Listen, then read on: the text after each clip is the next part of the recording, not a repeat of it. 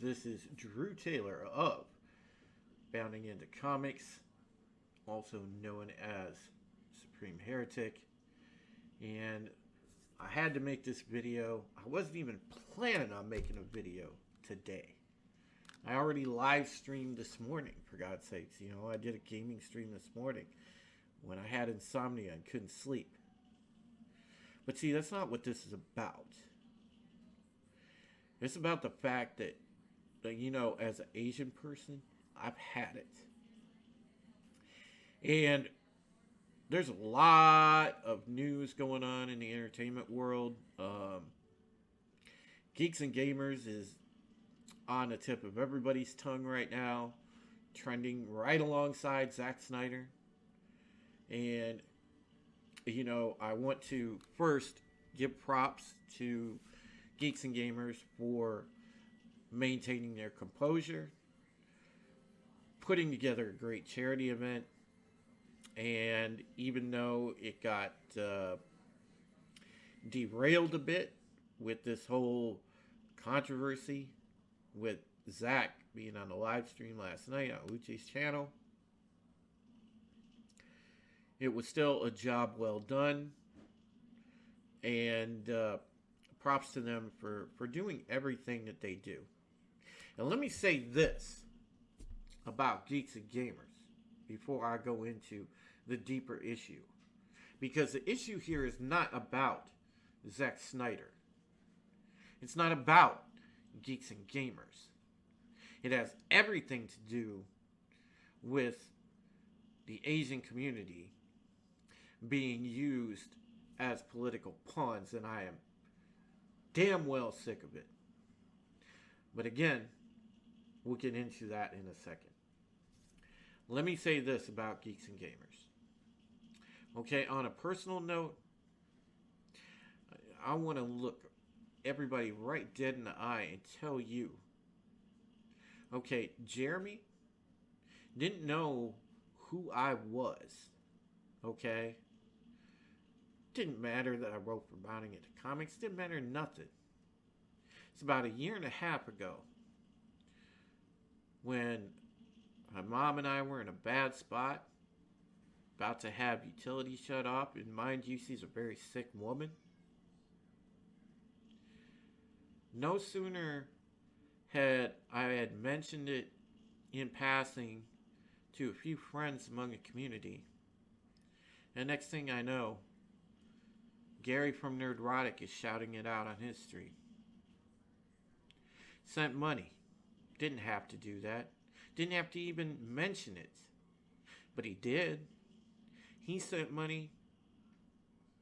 And then Jeremy Griggs stepped up to the plate. He didn't have to. He didn't even know who I was at that point in time. Not well, anyway. He sent $100. No questions asked. He said, I hear you're in a bad spot. He said, I heard your mom's a sick lady. Here you go. There's enough said. There wasn't any more words said.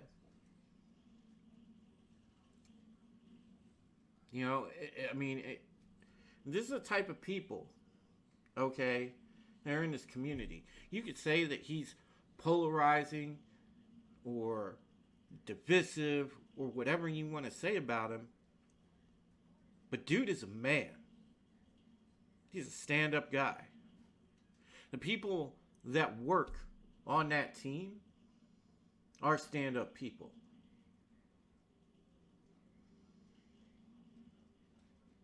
So whatever your opinion of Geeks and Gamers may be, it doesn't change the fact that they are putting their money where their mouth is. They are changing lives.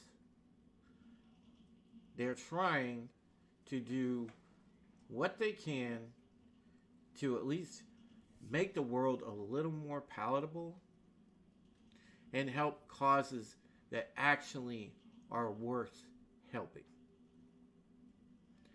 So I have the utmost respect for what they do and for Jeremy.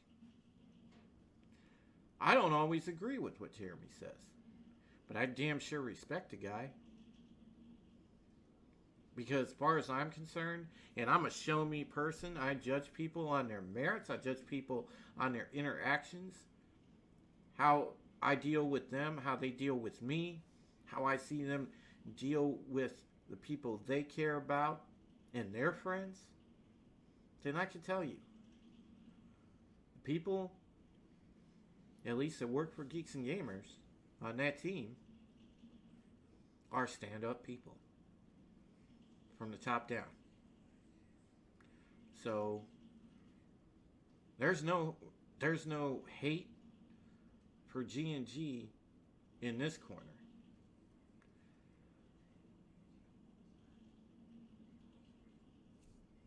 You know, I can disagree with statements they make or something like that if my opinion differs, but I will certainly never say that they're bad people or that they don't have the best interest of helping out the less fortunate folks around our nation and our globe.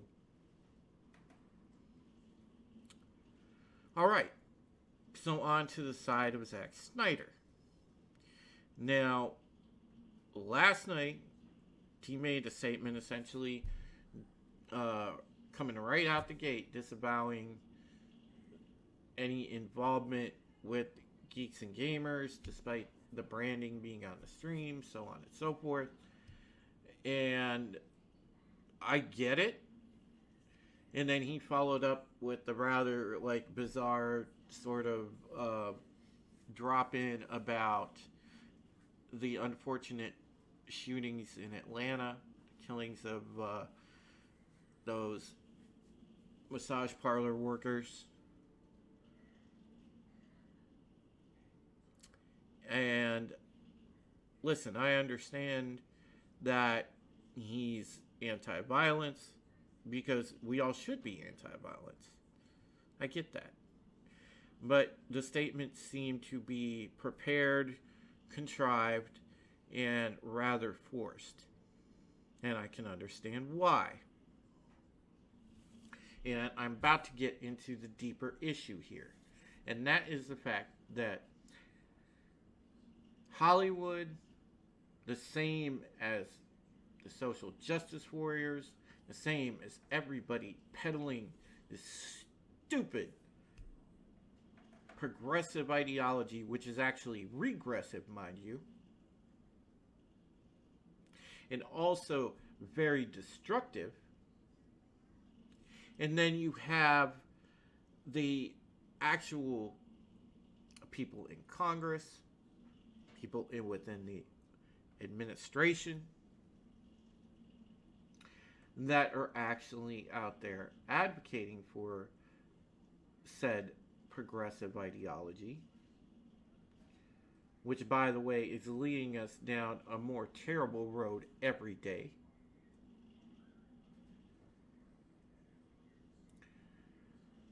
But everybody right now is trying to jump on the bandwagon and hijack the cause for, oh my God, we must stand up for Asian violence. We must do this. We must stand with our Asian brothers and sisters. Bitch, shut the fuck up.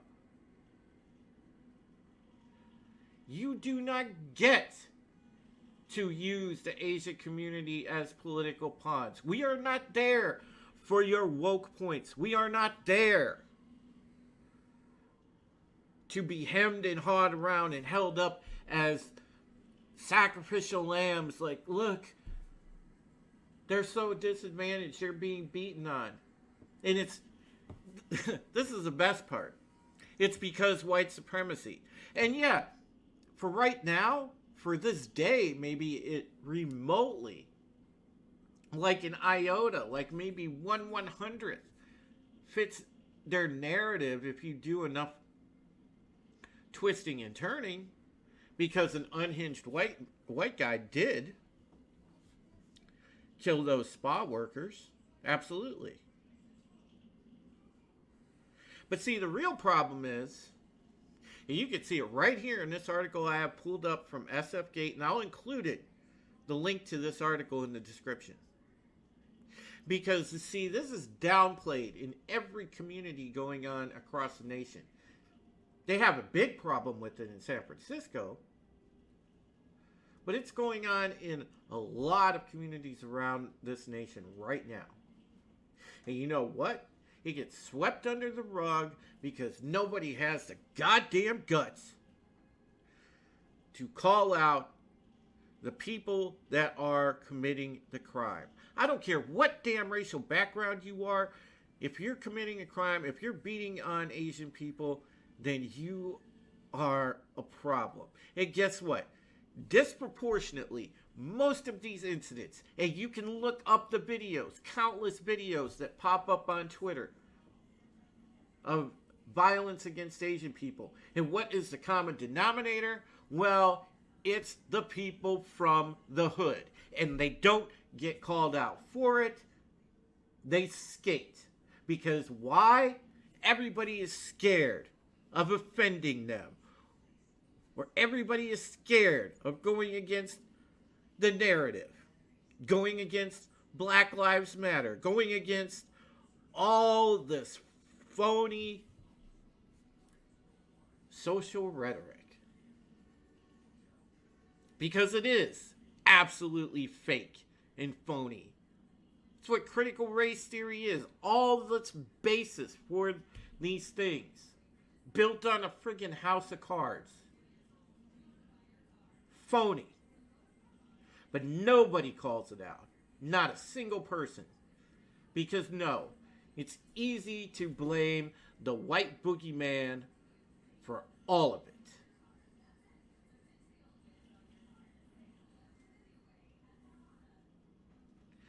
Call out the people where the accountability lies. And I'm also looking at you, SJWs. I'm looking at you, progressives. People trying to hijack this whole issue right now to virtue signal and say, oh, you care? You don't give a fuck. You sit in your $2.5 million homes, your mansions, whether you're a celebrity, whether you're a nice fat cat hedge funder, it doesn't matter. You don't care. You care about your money and you care about your power. You could give two shits less what is happening in the Asian community. Well, I'm here to say most Asian people that I know are damn right sick of it. We're absolutely sick of it. And you know what? We're not afraid to call you out. Maybe some people won't, but I sure as hell ain't afraid.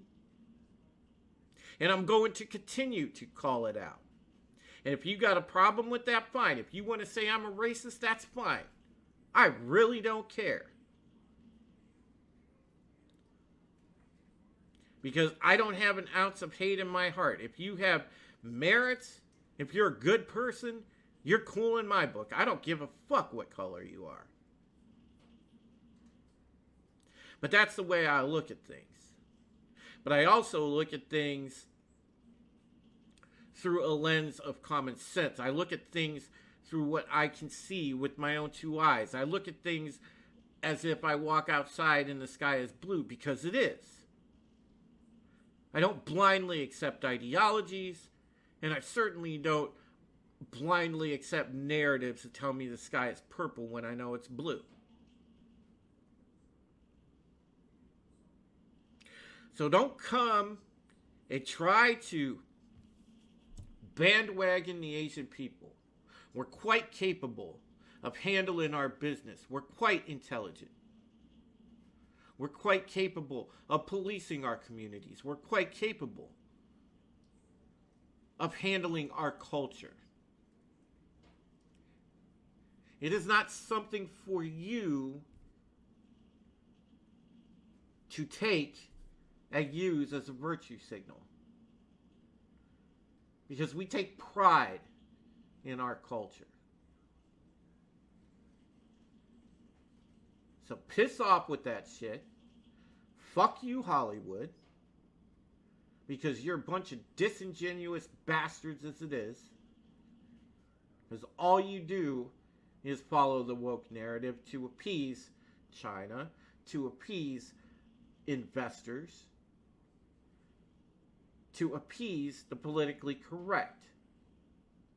And you're all on the side of making history only convenient for people whose narrative is hot at the time. So sit the fuck down. Your voice does not matter, Hollywood. And neither do your voices matter, holier than thou celebrities.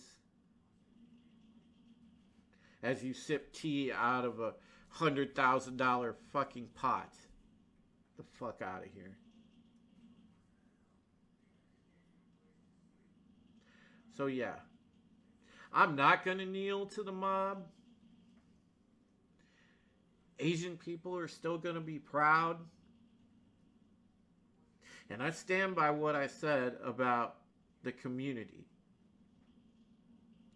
Because, you know, it's not about Geeks and Gamers. It's not about the Phantom Menace. It's about people in this general YouTube space that I have made friends with, that I know, are good people. Plain and simple. It's not just G&G. And it's not just the people that rock the ideals, stand behind the ideals of the Phantom Menace. There's a lot of people that are just damn good people out there. And I'm proud to know the ones that I know. But I will definitely call out bullshit people, and I will call out the assholes trying to sit there and hijack woke points from a situation they don't even know about firsthand, that they will never deal with, because they are sitting in their bubble of elite protection. So yeah, your opinion is irrelevant. And for those of you out there that want to cancel people over this shit, yeah, come cancel me, bitches.